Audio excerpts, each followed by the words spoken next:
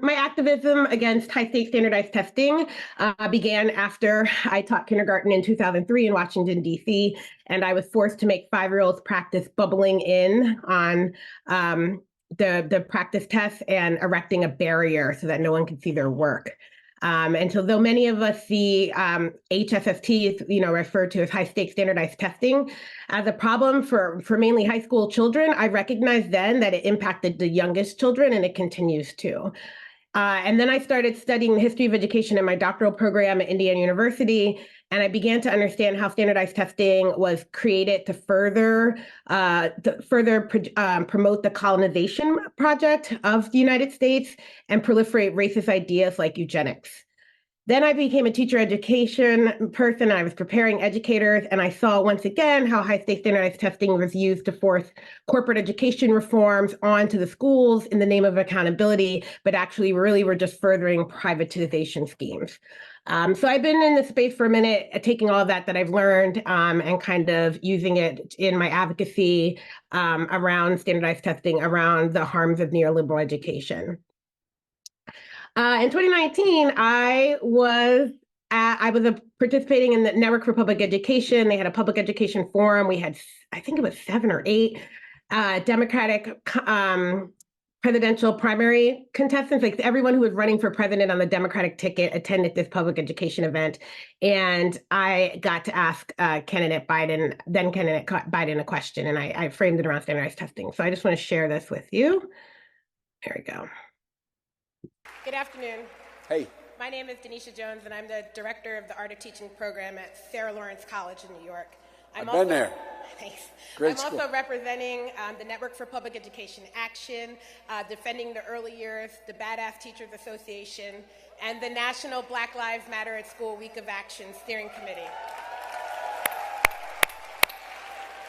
Teaching has changed drastically over the last 10 to 20 years. Instead of being allowed to use their expertise to develop engaging curriculum that's culturally responsive, teachers are often forced to use a scripted curriculum that rushes children through without giving them enough time to really understand the material. Many teachers feel more like a test prep tutor than a test of children, and they're concerned that both teachers and students are heavily evaluated by standardized testing.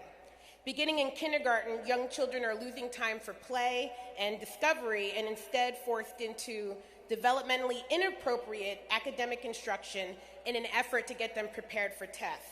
Although formal testing does not begin until 3rd grade, younger students are often bombarded with practice tests that narrow the curriculum and often leave them hating school. Given that standardized testing is rooted in a history of racism and eugenics, if you are elected president, will you commit to ending the use of standardized testing in public schools? Yes.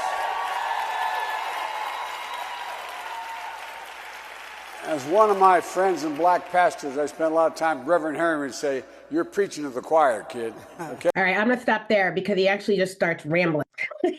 We know the man can ramble, right? But he said yes, right? There was kind of I always wondered, like, did he say yes? What did he actually say, right? Yeah, he said yes there. So there was kind of this yes. And he went on and he said, "You're preaching to the choir, kid," right? And he went on to really tell me that he understands the problem with testing. First Lady Jill Biden is an educator, right? And he gets it, and he gets it, and he gets it. And that was mainly what I took away from his remarks, right? That yes, right, and he would do it. And then this was December 2019, and then the spring of 2020 happened, and COVID happened, right? And so we actually had an opportunity. We did, right? Spring of 2020, all testing was canceled as most schools were in remote lockdown situation. Then comes the spring of 2021. And those of us who've been active in the fight against standardized testing are really on the edge of our seats, because one of the things if you understand research and data, is that 2 years without test scores is going to blow the whole thing up. It's going to be really hard to recover if they lose 2 years in a row of test scores. So here's the opportunity. You said yes. You said you would end standardized testing before we knew a global pandemic would come and change public education as we know it.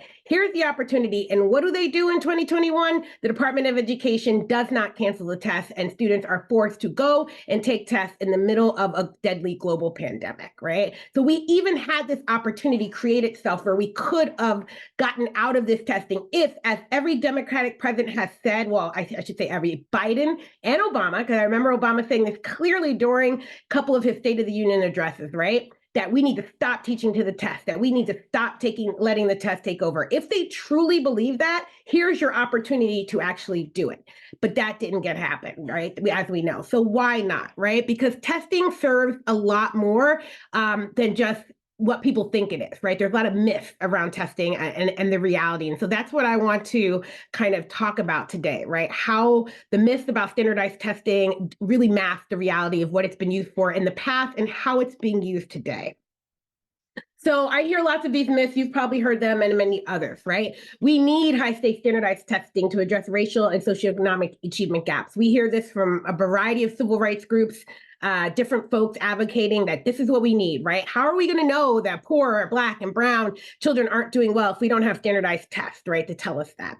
We also hear that we need these tests to hold teachers accountable because they're giving A's to everybody and grades don't matter, right? And we know that's not true, but that's another thing that people say. We can't trust in the grading system. We need tests. Otherwise, how will we know that the teachers are actually teaching the children what they're supposed to be doing? And then I hear it a lot because I was part of the opt-out movement and still am. Opting out of the high-stakes standardized test does not prepare children for the real world, right? Because in the real world, you have to take tests, right? So what these myths do is they cover up the reality here. And what I want you to take away from this is to understand that high-stakes standardized testing actually creates and maintains what we call achievement gaps and perpetuates racism and anti-Blackness, right? And I'll talk more about that. High-stakes standardized testing actually punishes students and forces teachers to teach to the test, right? So it doesn't hold anyone accountable, right? It just creates this vicious cycle, which I'll talk about as well. And opting out of high-stakes standardized tests does more to create critical thinking than any test can, right? Children who engage in opt-out movements, right, they are actually understanding what's wrong with the test and why they're not taking it. And they're actually, some places they've documented that the families are doing more engaging critical thinking activities during opt-out, right? So that came from a story in Houston where a retired teacher actually created opt-out academies where she got parents together, got people together to actually take kids in who are not taking tests, and they were doing really amazing stuff, right? And so that's the reality that can happen when we get out of this testing. So to understand how standardized testing creates this system, right? How it contributes to the narratives of achievement gap and how it fuels anti-Blackness and other things, we need to understand about eugenics, right? And the eugenics movement. So the eugenics movement began in the United States in the early part of the 20th century and extended to many parts of society, including education, right? The eugenicists argued that parents from good stock produced healthier and intellectually superior children. They believed that traits such as poverty, shiftlessness, criminality, and poor work ethic were inherited, and that people of Nordic ancestry were inherently superior to other peoples. So eugenics became an academic discipline at many prominent colleges, including Harvard University, Dartmouth College, University of Washington, Massachusetts Institute of Technology, among many others. A key belief among eugenicists was that intelligence was correlated with race and ethnicity. During the early 20th century, intelligence and psychological tests became widespread and are now recognized as having been culturally biased to favor people of Northern European descent, right? So I share this to help you understand that there's a history here, there's a pattern here, right? And it's important to understand how testing connects to this, right? And it's this idea that if you believe someone is inferior, if you believe people are racially inferior, if you believe in racism, then you're going to create ideas to support those beliefs, right? You're going to create these narratives and stories that are going to support those beliefs. And then whether they're still believed today, those narratives and stories still live on in the different things that we're doing, right? And the different things that we're seeing. So what happened as a result of eugenics? It's a great question, right? So we see that, go back. We see that they create these standardized tests to measure innate ability. Are people smart? Are they just born with this type of intelligence? How do we know? Well, we create tests to measure it, but we also create these tests to measure inferiority, right? That is what we're thinking about, that some people are inferior, and we're going to create these tests to find out who. As a result of the eugenics, we see a decline in government support for poor people. Poor people are seen as should not be be able to reproduce, should not be invested in, right? They're a poor investment. They shouldn't be educated, right? For a long time, students, if you know the history of special education, you know that these tests were used to keep people out of schools who were deemed not educable, right? Why would the state invest money in educating someone that they don't believe is worthy?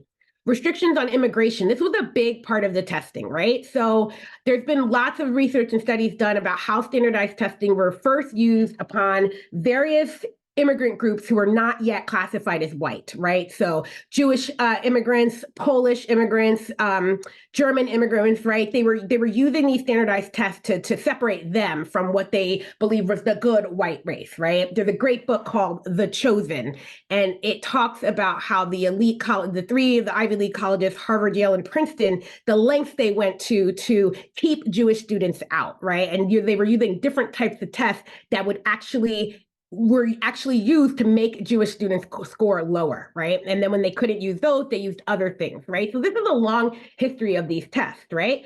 But then it shifted on who the tests were used. Eventually, Jewish people, Polish people, German people became white, right? And then it was using the test against the non-whites, right? The people of color who were in this country, right? And so there was a shift.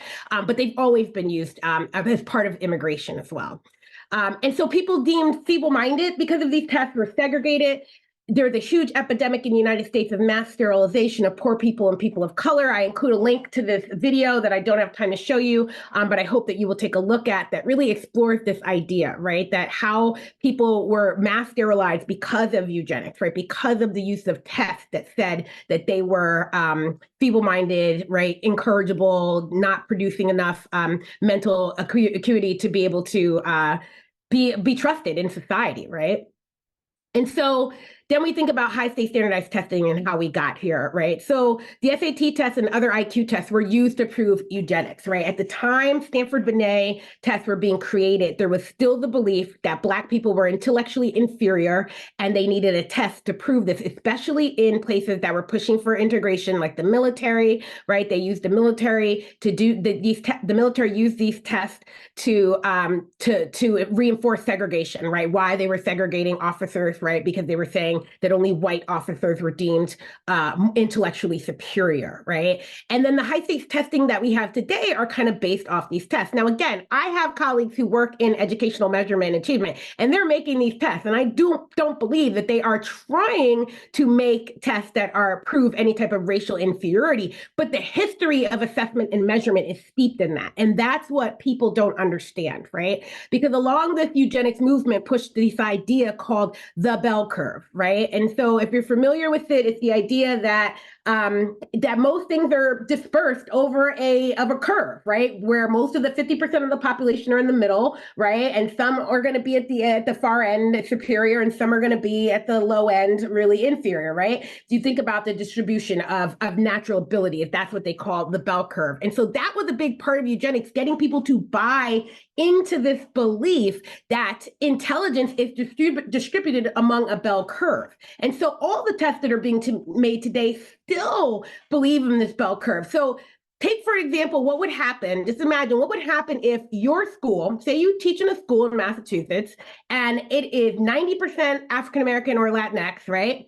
What would happen if every student, 90% of those students, or like 95% of those students pass the test, right? Hit proficient or above. So the bell curve is then skewed, right? Instead of going like this, it's going straight up like this.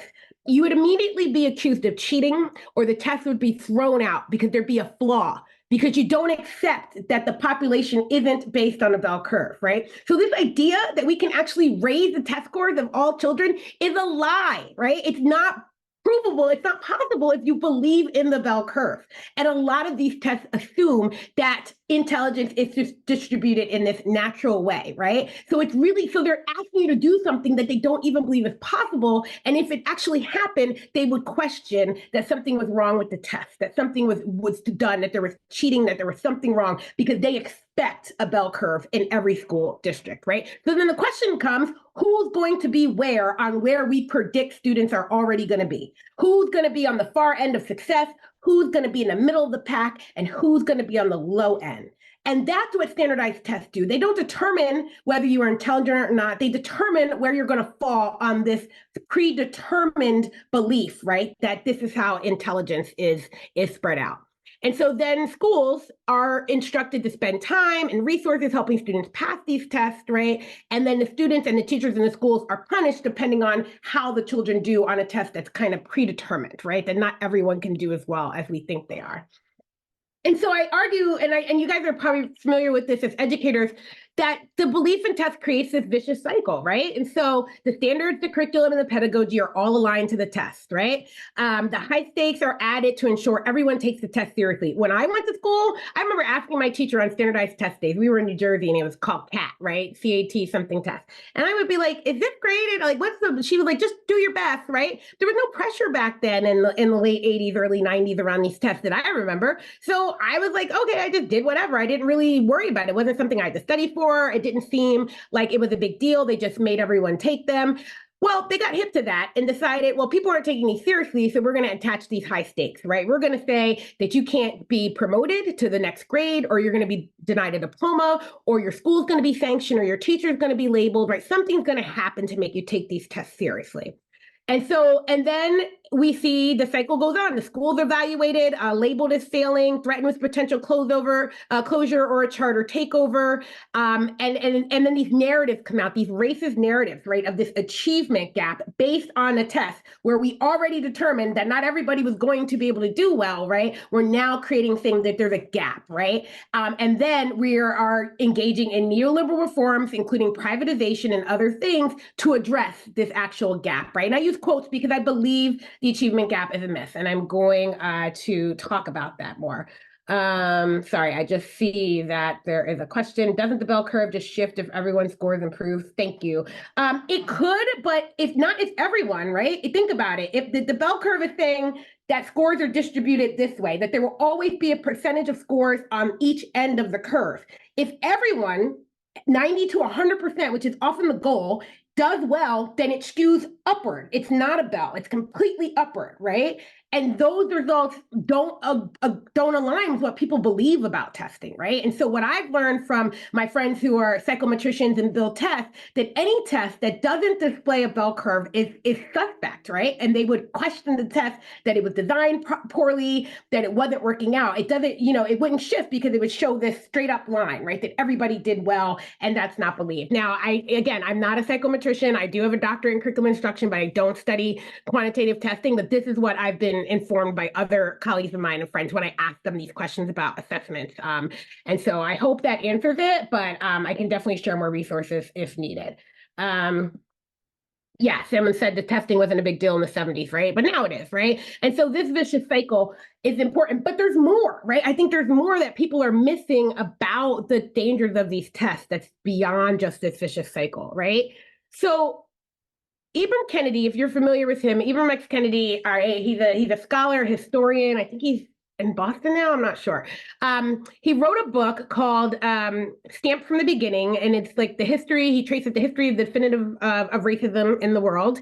And one of the main takeaways from this book is that, people think that, racism comes out of racist beliefs, right? Like, you believe someone is bad, and so you treat them bad. And he was like, no. What you got to remember is a system was created called chattel enslavement based on race, right? Which was not done before, right? There was always slavery, but it wasn't based on race. It wasn't a group of people were deemed slaves. It was people who, for whatever reason, were captured and were turned into slaves, right? But here they were like saying, no, we're going to take people of African descent, dark-skinned people, and deem them slaves for life, and then including their offsprings, right? This idea of chattel slavery. And so when they decided that this is the system we were going to do, racist ideas were created to then justify that system, right?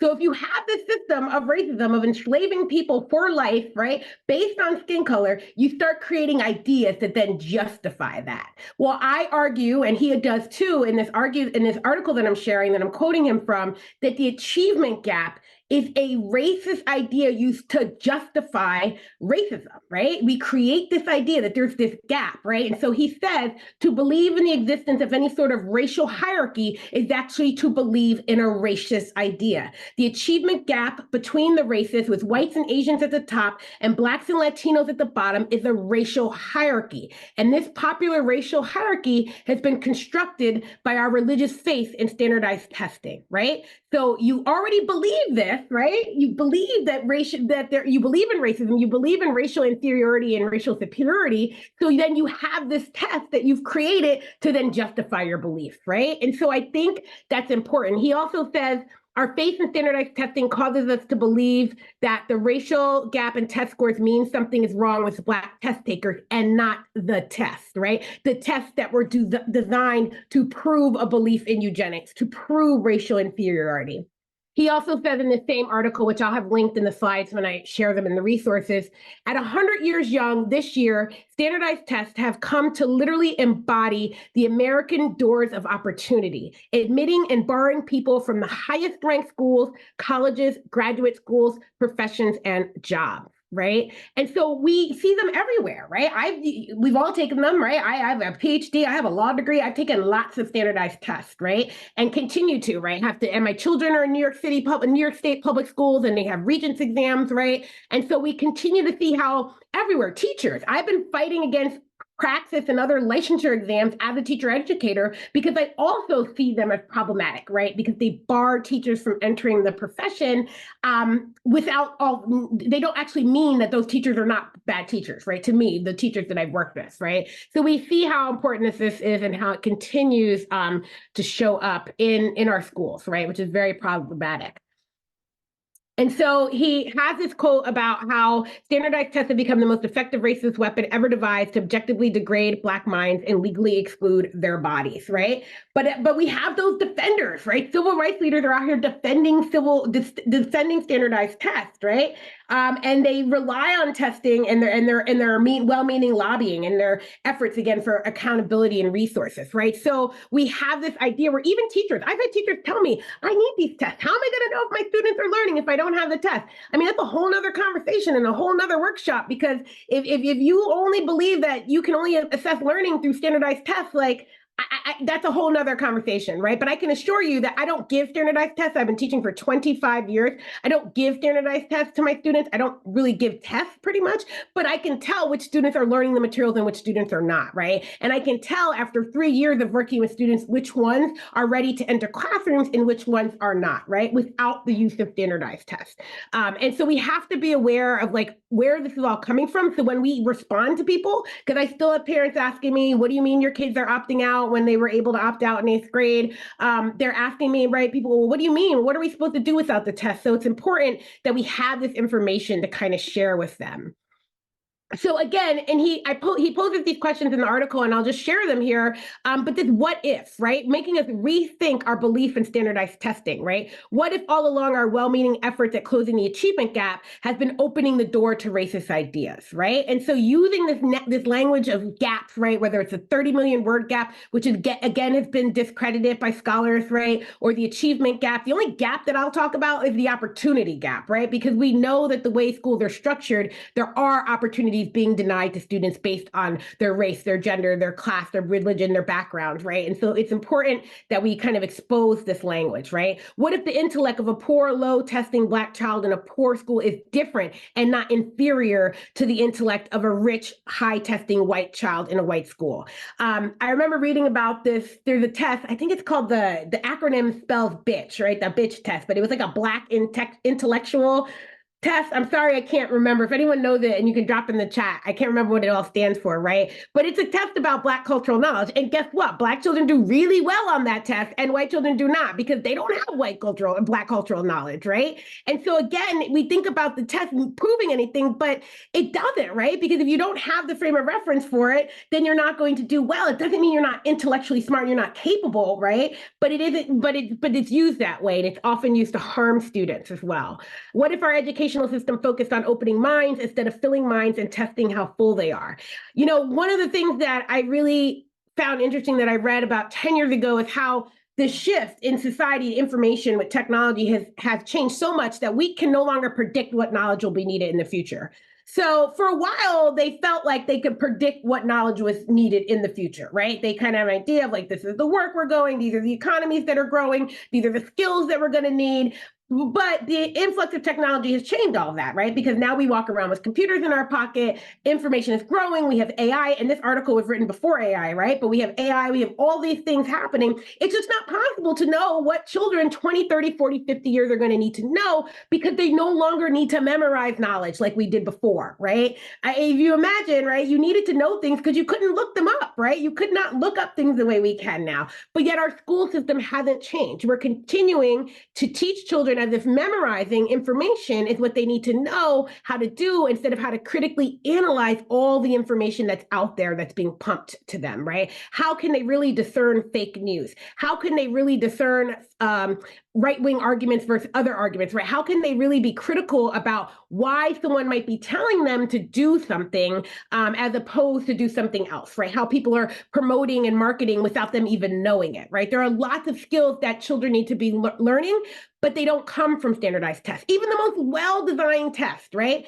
Mainly because we don't live in a testing culture society, right? Outside of education, the environment of testing does not exist for most professions, right? And I always have someone say, well, I know someone who has to know a bunch of facts. Okay, that one person might have that job where they have to know a bunch of facts and they don't have the ability to look up the answer, collaborate. That's a very rare thing, right? Outside of education, outside of schools, most work is done collaborating with other people. Most times when you have a question, you have time to go research that question and answer it, right? And so, but children aren't getting those skills. And we're wondering why there is an issue around employment. Not that I think education should be tied to employment, but one of the big issues is that we are not preparing children for the skills that they actually need in the real world because all we do is prepare them to take tests, right? And how many kids don't even want to go on to any type of additional higher learning because they're so over the test culture that they had in the public schools, right? I have a lot of nieces and nephews who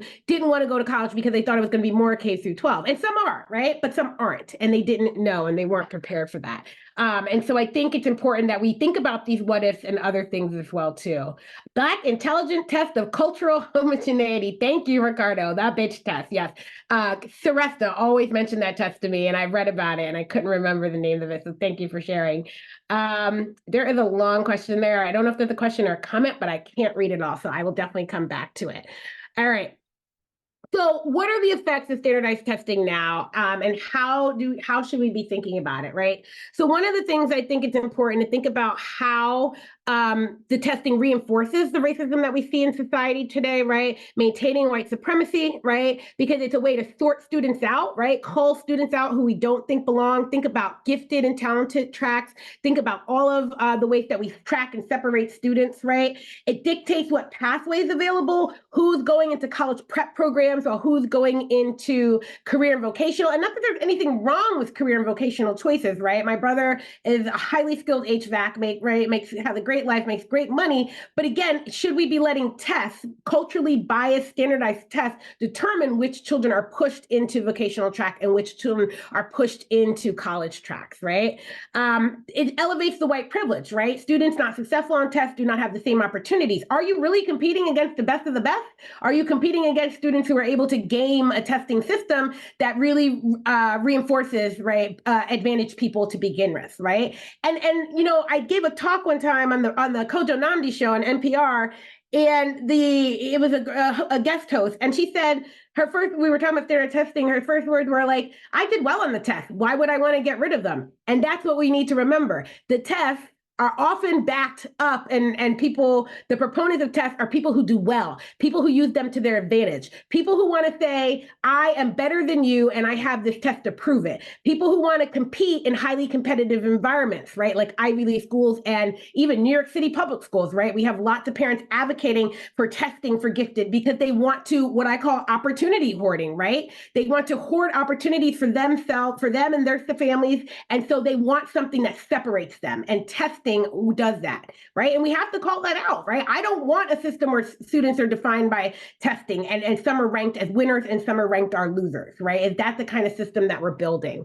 And as we know, the dropout rates increase because of standardized testing. Students are labeled as early as 8 years old based on the promise of how well they're going to do on tests, and those labels stay with them. And then we get to an epidemic where kids are just dropping out of school because they can't pass tests. I believe Massachusetts is still one of the few states that mandates high school exit exams, just like here in New York with the Regents, right? And as a result, you see a large dropout rate between your Latinx students, your African-American students, other immigrant students, right? Because they cannot pass this test, and then they are barred from having access to the American dream, right? If we believe that it exists, because of this test and the way that they're set up as well too. I mentioned school reform, and it's a huge issue with the high-stakes standardized testing, right? So again, data from tests are used to create failing schools, right? If a large percentage of students are failing, then the school's labeled as failing. And which schools are those? Well, all you got to do is go in and look at the schools that have the most students of color, whether it's African-American, Latinx, right? Any of those two, or lots of just immigrants and migrants, right? Those schools are going to be labeled failing schools based on test scores. Then if they continue to be labeled as failing schools, they're going to be threatened with state takeover, and then private entities, usually charter company, are given control of the schools, right? And so that's the end game, folks. Privatization, closing down public government schools that aren't making a private CEO charter manager money and replacing them with a school that they can make money, right, from. And they're using the test to do this. And let's not forget, testing is $1 billion industry, right? It's $1 billion industry. And so there's the only people that are really benefiting from it are the people who have ties to that industry, the test makers, the people who are paid, right, to receive campaign donations and other things from supporting the test, and are paid to promote the test and the use of the test, right? They're the ones who benefit the most.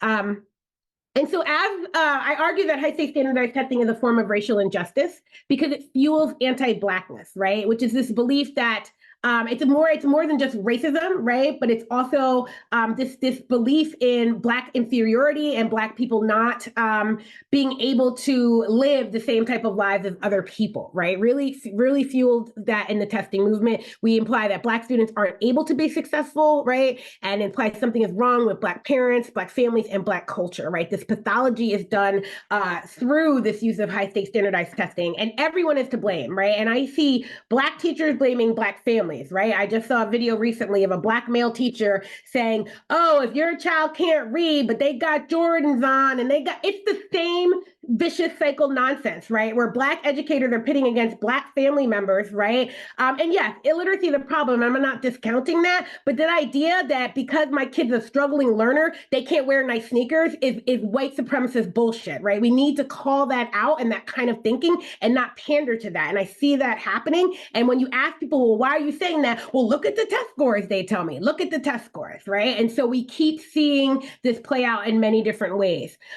It's also affecting other sorry, I have to edit my slides, racially diverse learners, right? So I see this play out in New York City all the time. I'm about 90 minutes outside of the city, but we have a huge issue right now about the way standardized testing is used to perpetuate the model minority myth and pit Asian American students, who are typically labeled as good test takers, against other minorities, right? Mainly Blacks and Latinx students, right? And so we see this in this push against, opening up the schools so that we're not using tests. Right now, some of these tests, high schools use tests to get in, right? To get in. And those tests tend to benefit white and Asian students, right? But we forget that not all Asian students are lumped in this good test taker, right? There's some highly affluent ones, right? We still have a large group of low-income Asian American students who are not benefiting from these policies, but they're often pulled into this argument in a way that separates them from the other undeserving minorities, right? And so we see this play out where they're actually challenging it.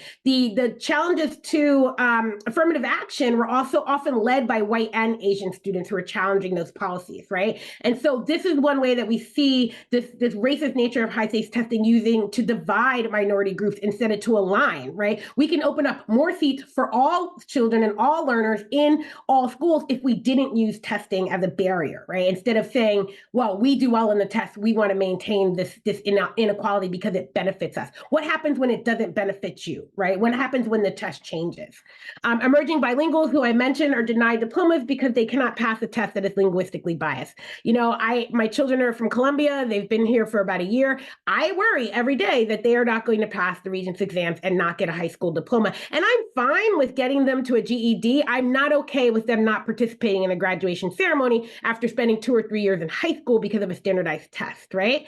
And that's the reality. And the thing is, my children are very smart and competent in Spanish, the language of their birth that they have been speaking for the past 15 to 17 years, right? And they're taking some of the tests in Spanish, but it's still not, that's the English test. The English test is in English, and that's the one that they're going to struggle with the most, right? And I don't think their whole high school education should be dictated by that one test, right? So I'm seeing this firsthand because of my situation. But we see this everywhere, right? We see that in major cities with large populations of emerging bilingual students, they are being forced to drop out of schools when schools have mandated exit requirements, like Massachusetts, like New York. So there's so much to think about. Sorry, did I jump forward too much? Yes, sorry. So what can you do? What now? You know, we teachers, so I put this to teachers, to parents, and to the rest of us to kind of understand, we need to speak out. You know, back in the day, teachers were doing letters of professional conscience where they were writing letters saying that they would not stand for standardized testing. I don't know if that's still happening. I know Gia Lee and some other educators in New York City kind of sparked that off. But I think teachers, if you can speak out about the impact of testing, then you really should. I also say understand that teachers are not allowed to speak out against the tests. I know some states are different, but in my work in opt-out, we were taught that in some states, if teachers even mention opt-out, they can get in trouble, right? Whether they're in a right-to-work state or whether their union is unable to protect them, right? They had to be concerned about what they can say about tests, right? But as a citizen, not just a teacher, but in your role as a tax-paying American citizen, you do have the right to speak out about the harms of standardized testing, and as a parent, as most teachers are, right? And so finding ways to let people know, what is it about the test that you don't like? How do the tests impact what's happening in your classroom, right? How does it prevent the good teaching and learning that you're there to do from happening? Sharing that information, I think, is so important because many parents just don't know, right? And they think, oh, of course my kid doesn't want to take the test. What kid likes taking the test? But if you hear your teacher doesn't think the test has a lot of value and merit either, then you might be like, right? I trust my teacher. I like my teacher. Tell me more, right? Opting out is still something that we encourage families to do. The opt-out movement has shifted a lot. But when they passed the ESSA bill, there was a clause in there to promote opt-out, to allow parents to opt out. But we still hear of states getting letters saying, you know, they're threatening funding based on the opt-out rates. But opt-out rates are still high. New York City, certain communities, they're high. Now, I say that for the non-high schools, right? We don't have a way of opting out of the Regents exam, to my knowledge. I'm still looking into that. But the other tests, my son, when he was in 8th grade, I opted him out of all those tests because I could, right? I just signed a form in New York City. I checked it off the box and said, no, he's not taking any of the standardized tests. And so, you know, opting out in your state, letting your educator, your teachers know, your administrators know at the beginning of the school year, I don't think these tests are valid. I don't want my child taking them. And then you let them know that they're going to be opting out. And there's some things to be concerned with, right? Your child should not be forced to sit in a room and stare while everyone's taking a test. That was actually a practice put into place to prevent opting out, sit and stare, right? So we don't want that.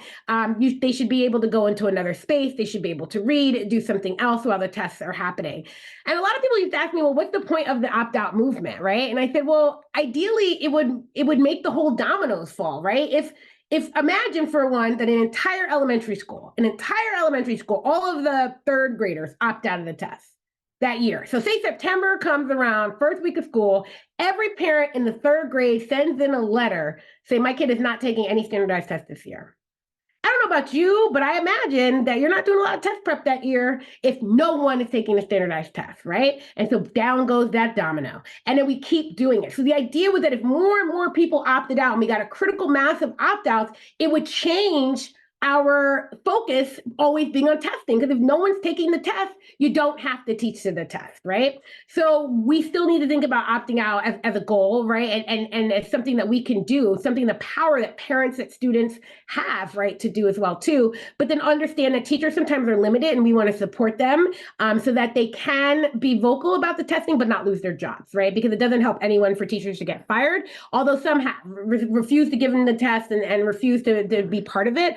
It is something that we just want to recognize, right? That we put teachers in this precarious situation and we want to support them. And things are always evolving and changing, right? As we get new conservative school boards, new, different superintendents, different policies, we have to stay abreast as parents, as educators, as advocates about what changes are happening in our schools so that we can continue to be really clear on what's happening, right? So for one example, I'm in talks with some folks out of Oregon who are concerned with the new push for the new reading, right? So if you're not familiar with, a lot of states are passing legislation now about improving reading, and it's really, in many places, it's the back door to let in something called the science of reading, which is more scripted reading curriculums that some people believe every child needs, not just struggling readers, but all children need. But what it does is it creates a ton of new benchmarks, right? So the folks in Oregon are concerned because they have been trying for years to pass a law that bans testing for children under third grade, right? Too young to test bill, and they were not successful. And so they're concerned that the new reading laws are going to bring in more tests. And they should be, because my colleagues in Illinois tell me they were successful in passing a law in Illinois to ban testing under third grade. But when the state tried to implement the new reading laws, it was a bunch of benchmarks assessment as well, and they had to fight back against that. They didn't get everything they wanted, my contacts told me, but they did get some to reduce that amount of benchmarks, right? So if we're not paying attention to how something we might not be thinking about, well, yeah, people need to be literate. What's wrong with the new law mandating that everybody learn how to read? A lot of times those laws are being used to further privatization and neoliberal agendas, like the science of reading, like benchmark assessments that come with reading, right? So that's just one area that we should consider. Other things to ask, right? Do these tests promote skills our children need in the future? And how do we know, right? What are the purpose of these tests? I tell you, the Global History Regents exam, look, I have a PhD, I do research in social studies and citizenship education. I've never had to answer these questions. I never had to think about, yes, I believe in a liberal arts education. I believe in people having lots of knowledge. I don't believe in my heart of hearts that this is how we get it, right? I don't believe that a 15-year-old, a 16-year-old, 17-year-old is going to remember this stuff so that it's actually meaningful, right? Because they're not learning it in meaningful ways. And learning something to pass a test is not meaningful. Learning something because it relates, because you are living it, because it connects to your passion and interest, that stuff stays with you forever. Very few things that we remember, except for those mnemonics, right, stay with us. And look, I can recite a squared plus b squared equals c squared all day. Can I actually explain what that means? Not without really having to think about it, because that part didn't get ingrained in my head, right? Just those things, right? But the things I learned, the things I read, the things that I connected with, those mattered and those stayed with me, right? So what are these tests doing for our children in the future? We should be asking that. What is the purpose of these tests? How good are the tests? Are the tests developmentally appropriate? This comes from my work with young children. Most tests are not developmentally appropriate because young children should not be sitting still, and they should not be engaging in these pre-testing activities. Are the tests culturally biased, right? Have they been surveyed from folks from different cultures to determine if the language, right, if the content is biased, right? And there are tests to look for that. Are the tests harmful to students with disabilities, right? We've seen that happen and continue to happen. How has the frequency and quantity of testing increased? I've had friends suggest to me, our problem is that we're testing everybody. Why don't we just do a sample? Look, I don't think we need a sample, but if that's the only way we're going to move forward, then fine. Do a sample of fourth graders every couple of years and see how they're doing. But this idea that every child in every school from third grade through eighth grade is tested annually, that does nothing but profit testing companies. There is no need for that amount of data ever. It's like taking your temperature 100 times in a row to see if you still have a fever, right? It doesn't, we don't need that, right? So we do need to think about the frequency and the quantity if we can't get rid of most of the testing as well. does testing harm teaching, right? Ask teachers that stuff. Ask what's happening in the classroom. Ask about the learning that's happening as it all is related to testing. And how much money are schools spending on testing? How many schools are spending millions of dollars on testing, but they don't have enough librarians, nurses, guidance counselors, therapists, right? Other people in the schools. They don't have music and art programs. They don't have after school activities that would be beneficial to students, but they're spending all of this money on the tests, right? That money is better well spent.